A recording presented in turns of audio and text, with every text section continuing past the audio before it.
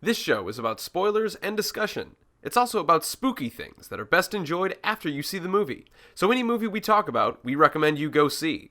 You've been warned. All right, you primitive screwheads, listen up. What an excellent day for an exorcism. Horror. There is no shortage of monsters to haunt our dreams. Horror. You got red on you. They're coming to get you, Barbara. Horror. Alive! It's alive! Groovy.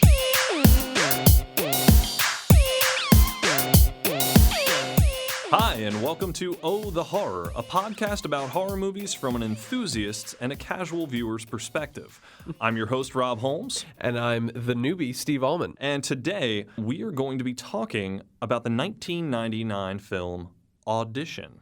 Yes, directed by the illustrious Takashi Miike, Beat Takeshi as he's known.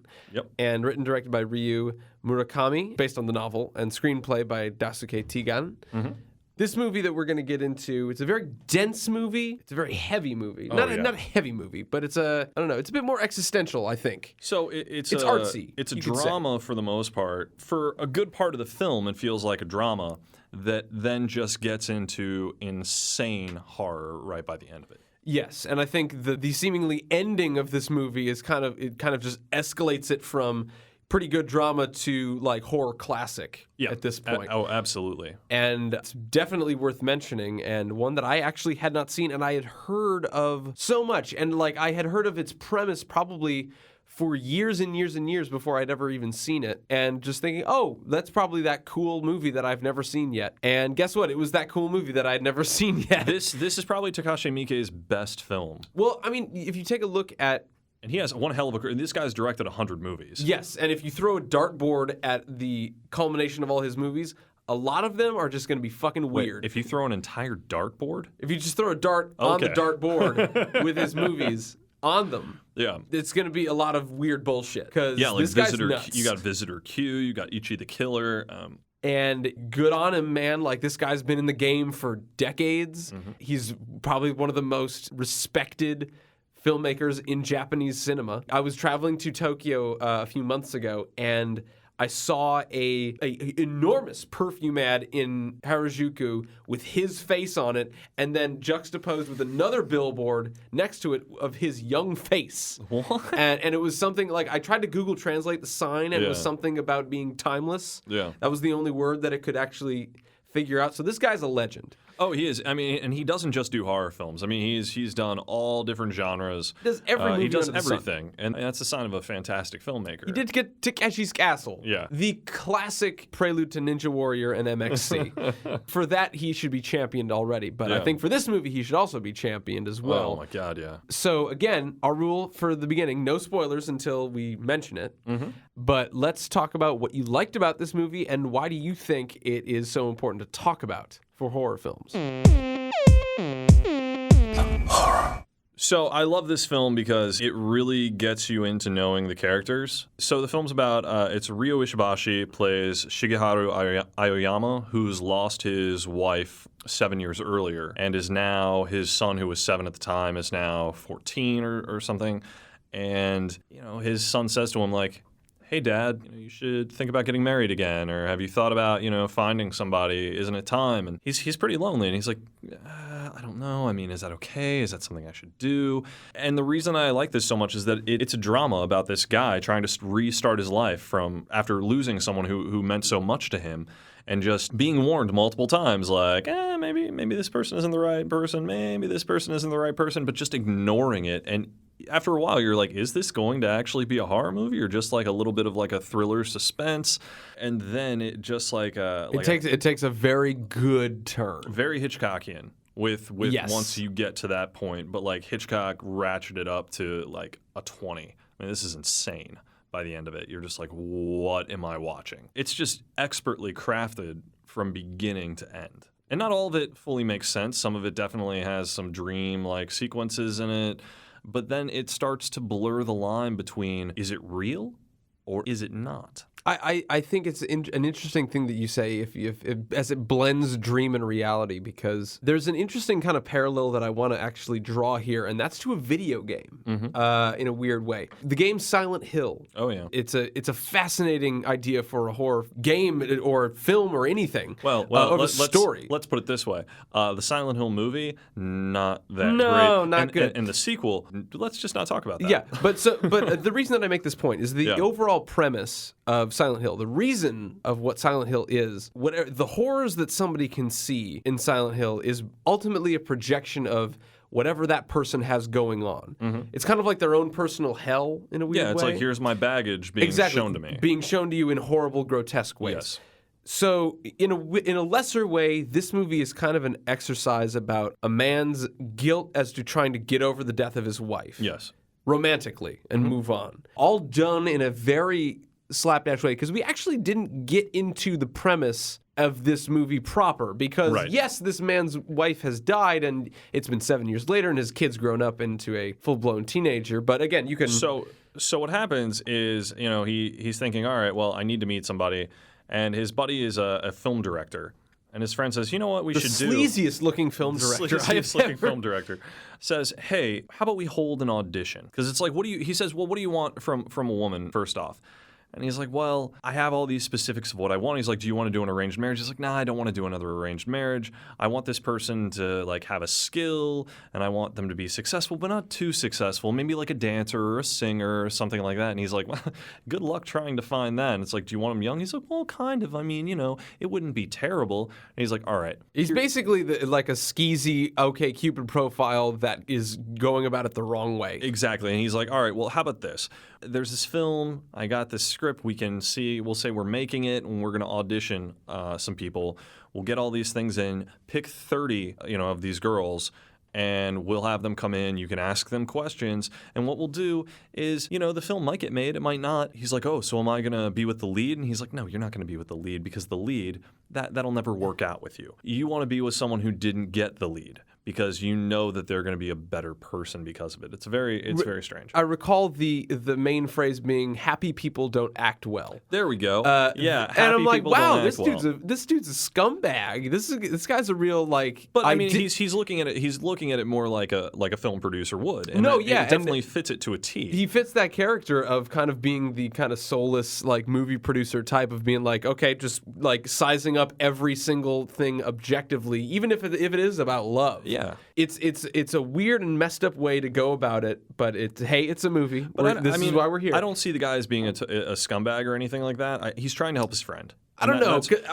Do you we want them obedient? I don't know. That's kind of a again. I think that deals more with Japanese culture. Yeah, exactly. So which I'm like, that doesn't quite jive here, but. And this was made in 1999, and it was before a lot of newer technology stuff coming out. So exactly. It's not like the guy could go on and really do online dating. I mean, he could do video dating. But the culture in general is completely different than American culture. Absolutely. So when I look at it that way, I'm like, in their culture, this guy's not an asshole. He's just he's your typical film producer. He's your film producer trying to do how he would normally do an audition, except he's trying to help his buddy find a wife. Right. And it seems, okay, maybe this will be a drama.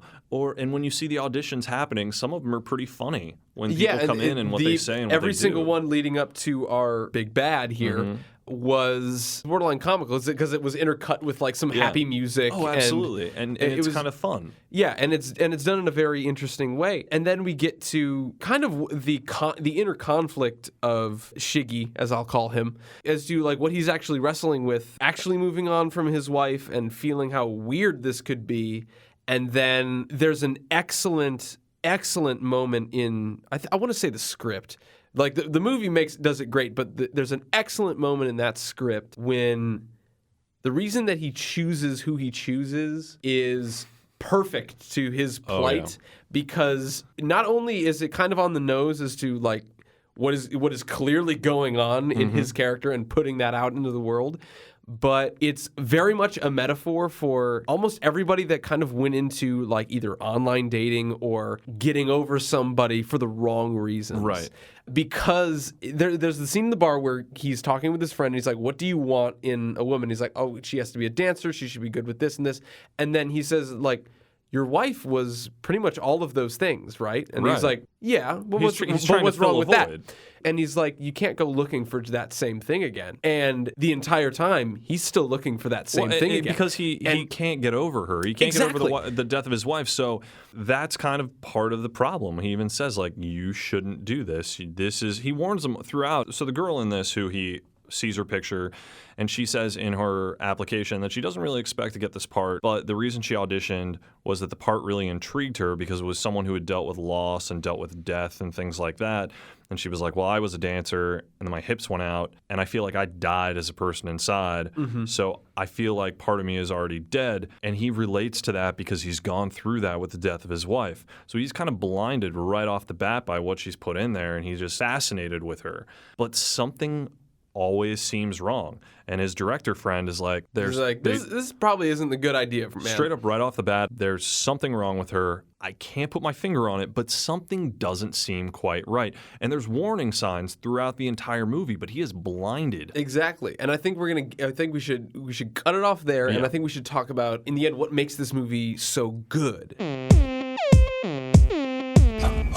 I think when we get into more of the sort of interesting nature, or like even trivia of this movie, like there's some pretty wild stuff that even went on to the production of this movie. Let's get into that. So some trivia from this film. You can tell a film is shocking by what happens at its premieres. You know, when you're screening this in front of an audience for the first time, you want to get the reactions from people, and this film totally did that. So it was screened at a film festival in Rotterdam in 2000, and it had a record number of walkouts. Like, people were just like, nope, done with this. And then at the Swiss premiere, someone passed out, had to get emergency attention, and to me, that's effective. You know that you've definitely hit something. You've gotten people drawn in with all this character development and this drama. You feel bad for this guy. You're wondering about this girl. It gets into some really strange dream sequence stuff where you're like, is this real? Is it a dream? What is actually happening towards the end of the film? By the way, I love the way that he directs dream sequences because they actually feel like dreams. They totally feel like dreams. I mean, characters will appear they'll change, they'll morph into different stuff. But it has he's that perfect dream logic that that just works perfectly in a movie. And you know that Takashi Miike really understands the idea of dreams. I mean, you know what I'd love to see him direct? I'd love to see him direct like a Nightmare on Elm Street movie. Oh man, that'll never ever ever happen. Hey, you know what? Never say never. I won't. I won't. But that is highly at his age. That's the dream, man. That's the dream. That's your dream. Yep. That is yours and his dream. So that premiere was nuts. Yeah, I mean, and it was just getting those reactions from people. As a horror filmmaker, that's exactly what you want. I mean, you want those visceral reactions. That's why they make these films. So, you know, people like Rob Zombie and Quentin Tarantino have both said this is like one of the best films they've ever seen. Hands down, when it comes to horror, this is completely on point. And granted, one of two of those people, of those words, I would take with a grain of salt, given their proclivity for making movies. But okay, so I can easily say that this is a classic. This is a great movie. I think the films Rob Zombie likes. There's a difference. There's a difference between taste and there's a difference between what he likes and what he makes. Yeah, taste and talent, two different things. I like House of a Thousand Corpses. I like The Devil's Rejects. Not a fan of his Halloween remakes, especially the second one. Like, I don't know what he was really thinking there, but that's beside the point.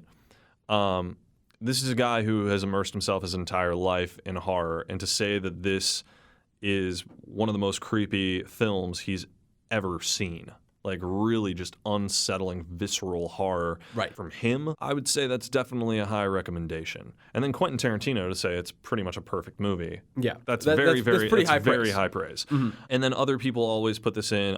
Audition's usually in any horror fan's top 10. And if you look at a lot of top 10s, it's mainly American movies when people put together a list of horror films. This is the one that is always, you know that Audition's going to make it into a top 10, so you know that it's definitely going to at least have a foreign film in it, which is great. I'm surprised of all of the great like Asian and Japanese horror films that are out there that it's this one. That this is and like I don't know if I'm ready to give Audition that crown yet. I will, based on the characterization and how effective it is. and how you really feel for the main characters. Actually, how you feel for all the characters. Because even though she's insane, you kind of, when you find out her backstory and all the stuff that kind of led into it, that turned her into the person she was, you kind of get it. You kind of realize, all right, she wants to be loved only by one person. She wants that one person to be the only person that they love. And that's, she's like, you love me and only me, only me, only me. And he's like, yes, big mistake. Like, he just should have been straight up honest with her. And then he's even like, I think you misinterpreted what I said. But to me, that's an amazing personification of his guilt for his wife. Because, like, that's perfect. Of course that this would come along when he's trying to get over his dead wife, when he obviously feels guilty about trying to fall in love with somebody else. But he's a great guy, too, because he doesn't try to sleep with her right away. He's not trying to he really wants to be with her. I mean, he's talking about like taking her out and proposing to her after a certain amount of time. I mean, it seems a little quick, but customarily, I don't know. Maybe that's cool. Well, I feel like he was more enamored than anything else. But again, let's get to that doggy bowl. Let's talk about that. Let's talk about what was happening there, because I think that was an interesting little fact. So I'm Takashi Miike claims that this is real, and I'm not. I don't buy it. I really hope it's not, because it's disgusting. So Ihi Shina plays Asami Yamazaki, the femme fatale in this film. And he says, Takashi Miike says that the dog bowl of vomit that is fed to Asami's prisoner is her actual vomit.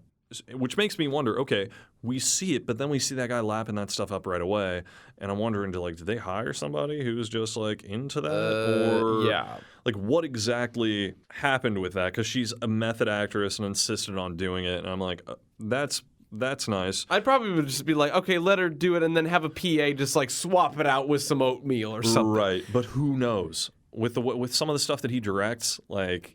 I mean, who knows if this is actually it's Takashi Miike. Yeah. You could kind of go either way. And could you find somebody? You could probably find someone who might be into that as like a fetishist.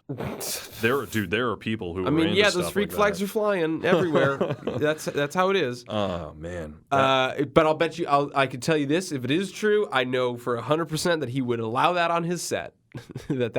He's the kind of guy that would get away with that. No, that's what I mean. Like, that's where it's like I don't want to believe it, but oh god, it's like of all the people, like it probably would have happened with him. And then I really liked. I think the original story that this was based on was actually quite cool. Yeah. So towards the end of the film, he has slept with Asami, and she just disappears. He was going to propose to her and everything. She's just gone. He tries to find her, and he starts finding out some weird stuff, like all the places, this bar she used to work at, like the place has been closed down for a year, and the owner was murdered, and they found like extra body parts there. Still not deterring him from hunting down this trail. He's horrified, but he still wants to know what's going on. And then he finds out some more, like he goes and finds this her old dance studio, and I guess her old instructor's there, and very, very, very creepy guy. Yeah.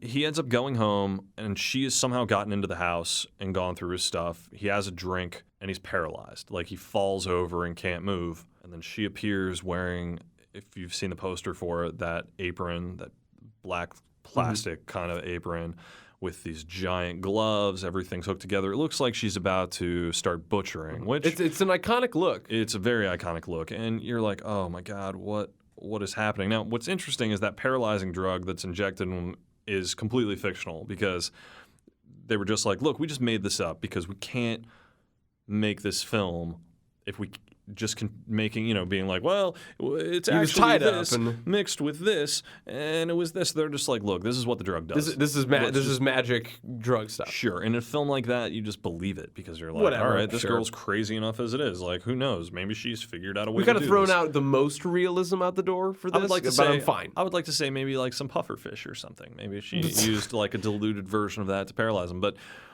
so she gets him in there, and she's like, oh, by the way, this will paralyze you for the most part, but you're going to feel all the pain, all of it, so you can enjoy it. And it's like, oh, God, what is going to happen? So she pulls out all these needles, and right away I'm like, oh my god, this is taking acupuncture to like a whole new level. Yeah. And the thing that really gets me about this film is when she starts saying deeper, deeper, deeper, deeper, deeper. It's the way that she says it. It's a borderline sexual. It's like sort of. Yeah. And I'm just like, oh my god, what is happening right now? She's putting all these needles in him and stuff, and he's screaming in pain. She's like, the belly is so sensitive, and then goes for underneath the eyelids, and then it seems like it's such a delicate thing, and she just scoots up on him, needles going into him further, bending over, and you're like, oh my god, every part of me is twinging and cringing at that point, and even you can see his hands like twitching out, and just involuntary responses of how much pain that he's in. And then she pulls out the piano wire and she starts going for the feet, and it's. She's like, it cuts through flesh and bone. And earlier in the movie, we see another example of that because it's explained. So when he gets knocked out, we go into a dream sequence at one point, and we think this is a dream. Oh, okay, he's just dreamt this. This isn't that bad. And then she's like, in the dream, is like, oh, I'm glad you proposed to me. And he's like, proposed? Because he hasn't done it yet. Yeah. So then you're starting to be like, oh, shit, when is it getting back to... Right. What's going on? And this is as the film wraps up, I like the cathartic moment of how it wraps up, because again, like the torture, like that sucks and that's really messed up, and all of this is horribly fucked up. But I think, and again, the reason that all of this is happening and then what it comes to at the end is quite beautiful. Mm-hmm. In a sad way, but very, and that's where it blurs the line between dream and reality. Mm-hmm. Because you're like, right at that final speech, you're like, what? How is... Because part of you wonders, was this actual dream or did this actually happen? It more than likely actually happened to him, the torture and the mutilation and everything. But it's that final moment of the movie that kind of has you guessing a little bit. It's like Brazil in a weird way, where like they could have left him there, or he could have, gotten out. And I think it's not like an Inception where it's just like, oh, will it or won't it? Yeah. But it doesn't matter. Yeah, it really doesn't, because either way, no matter what the result is, it's still pretty horrifying. Yeah, it was interesting. So Takashi Miike originally wanted the end of the film to be the onset of the torture scene. Which would have been a very odd way to end it. Yes and no. I think it could still be effective because it would have shortened the movie by about 20 minutes, which it didn't need to be shortened at all. I think people would go, oh, it's a cool horror film. And she just ended up being crazy and torturing him to death. That was about it. To death. Great. But then the producers told him, be a man and see it through to the end. That's a very Japanese thing to say. But I think it's great for the producers. Yeah, egg him on more. But in American cinema, a lot of the times, the producers are the ones who are like, we can't do this. We have to think about the MPAA. We have to think about stuff that we can get away with. And for the producers to be like, nah, man, go for it. Just go ahead and do it. I think that's awesome. And actually, no. Not to even encourage him, but to almost like insult him. No, to borderline insult him into it's like no, you pussy, finish this. Yeah. I mean, that's a producer you want in your corner. Absolutely. And especially one that's been making like hundreds and hundreds of movies. Yeah, and now he didn't 100% go through with the original story ending. So in the original story, she cuts off both of his feet completely with a piano wire because it slices through, as she says, it slices through skin and bone easily. Right. And it's like, oh. Doesn't look too easy. Easy enough, man. Yeah, easy enough. I mean, going through bone with that. That's some hard she's stuff. Just like pulling back, and she's into it. You see her smiling and pulling this thing like it is. She's having a field day. Like this is her like birthday, Christmas present, all wrapped up in one. And so he decided, all right, we'll split the difference on it. We'll do one and get started on the second one. Mm-hmm. And then luckily the son comes back, basically saves the day because you're waiting and being like, oh God, what's going to happen to the kid? Right. And then we go to that dream sequence and come back. But fucking A, that kid coming through. That kid totally coming through in the clutch. Like, and then you realize, you're like, oh, is she dead? And then you're like, oh, yep. But then... And a very beautiful, just like staring off, like into nothing. Staring right into his eyes. Mm-hmm. So when he's looking directly at her, which is when we get that final moment of just like, whoa. Yeah, I really like an ending like that, because it's like in the end it's back to the son and father, and like if he ain't over his guilt now, he certainly will be. Oh my God, I feel so bad for the father in it. I feel so bad for him. Because Shigeharu, yes, he was blinded by love, and he was blinded by or wanting love. I feel like he didn't even like what he was feeling was not love. It was clearly the want to feel what he had again, right, and the guilt that was coming with it, right. But I feel so bad. I mean, there were warning signs. There were so many warning signs. But again, those are the things that that makes so much sense because again, we ignore things about people that we interact with on a day-to-day basis. Right. About the people that we want to love and the people that we're in relationships with because we either want to love them or we want to love them so badly that we'll ignore things that we really shouldn't. Well, it also begs the question, like, how much do we really know somebody? Right. It's a very poetic movie like that, and more so than I think that he even intended, Takashi, because he's a crazy old man that just loves making his movies. He makes some amazing films. Yes, he does, and I don't even know if he knows how good he is. Sometimes I would hope that by now he realizes that he is definitely like a master filmmaker, not just like a master of horror, but a master filmmaker in general. Yeah, and he's got a couple of bad eggs, but you know what? You get a few. When you make like 100 things, a couple of them are going to be bad. A couple of them are going to be bad, and he puts out like by law of averages alone, he puts out like 3, 4, 5, 6 films a year, especially in the early 2000s. He's like Prince. You can't keep him down. No, he was pumping out films constantly. It was like one to another, to another, to another, to another, and you're just like, wow, this guy knows his craft. He's praiseworthy for sure. And I think that is going to have to do it for us. Yeah, I think so. I would definitely wholeheartedly recommend this film to anybody. It's fucking crazy. Yeah, and it only gets crazy because it's the epitome of a slow burn, but it's a flash in the pan by the end. Yeah, and I think the dream sequence is really what drives it home. It really drives it home because you get a lot of backstory in that dream sequence. You wonder, is it all real or not? But it kind of puts everything together. It kind of ties everything into a complete cohesive story. Mm-hmm. Even small characters that you're introduced to in the beginning, who like his secretary, Shigeharu's secretary, you're like, she gets great moments. There's tension between them, and you know that something's happened to them, and she's like, I'm seeing someone now, I'm going to get married soon. But you know that something had to have happened between them, and then you find out like later, oh, something did, but you only find that out during like the dream, and you're like, oh man, all the characters are really deep and layered, and that's what I really like about it. Like he really made sure not to pull any punches in this. Yeah. In any way as a filmmaker. I cannot praise this movie enough. I know. It's fantastic. Yeah. So that is going to do it for us here at Oh, the Horror. Thank you guys so much for listening, and hopefully we can listen to you guys again, and you can join us for we hope that you guys listen to us again. Yes. There we go. That's how you say the ending of a podcast. I'm Rob Holmes. I'm Steve Ullman. And we'll talk to you next time. Look at me, Damien. It's all for you.